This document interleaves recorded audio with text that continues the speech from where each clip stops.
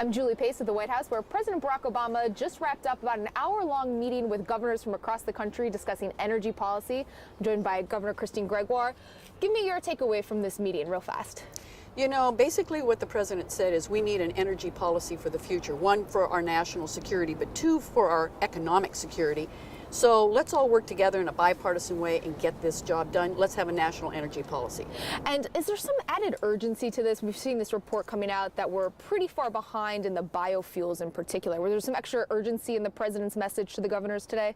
Yes, I mean, I'm one of the governors that went to Copenhagen. This is our race to the moon, and we've fallen behind. So he was making it clear, time to jumpstart this economy, jumpstart our future energy-wise. So he was saying, let's get going here. Let's go forward with what we can agree on.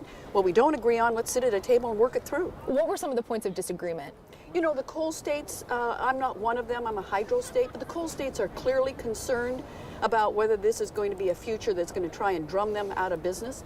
I think the president made it clear, let's invest in research and development. We can find a clean coal technology for the future so we can keep that energy, but we can do it in a way that is protective of our environment. Obviously, the president has had a difficult time getting some Republican support for this energy bill he's trying to push through Congress.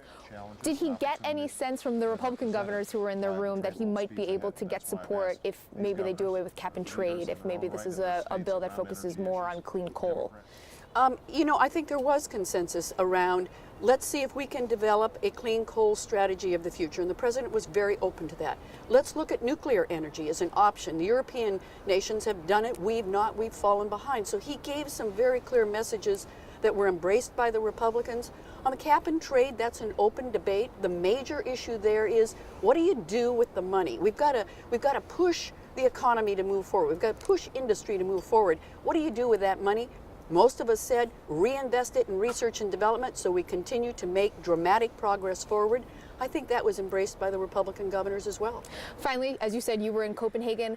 I realize this is sort of a broad question here, but why has this been so difficult? This issue that a lot of European countries have been able to tackle, why has this been so difficult for the U.S. to take on successfully? You know, the president took that on directly. He said, if I was a coal supplier and you told me, despite the fact I'm making money today and supplying energy, I want you to change, I would say, why should I? And we haven't done a good enough job of making those coal suppliers, for example, feel good about the future if they'll just be a partner and make sure that we can do it in a way that's good for the environment as well as good for our economy and make America more secure. Washington State Governor Gregoire, I'm Julie Pace for the Associated Press at the White House.